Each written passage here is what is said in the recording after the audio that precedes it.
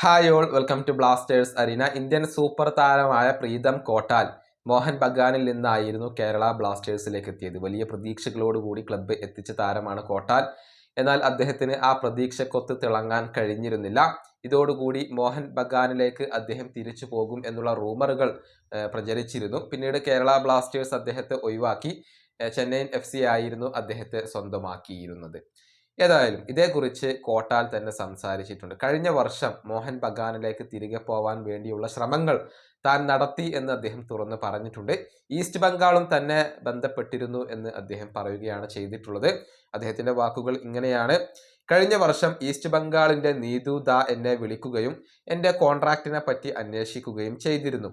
ആ സമയത്ത് മോഹൻ ബഗാൻ ഞാനുമായി ചർച്ചകൾ നടത്തുന്നുണ്ടായിരുന്നു. മോഹൻ ബഗാനിലേക്ക് തിരിച്ചു വരാനുള്ള ശ്രമങ്ങൾ അപ്പോൾ ഉണ്ടായിരുന്നു. പക്ഷെ ചില കാരണങ്ങൾ കൊണ്ട് അത് നടന്നില്ല. എൻ്റെ കരിയർ മോഹൻ ബഗാനിൽ നിന്നാണ് ആരംഭിച്ചത്.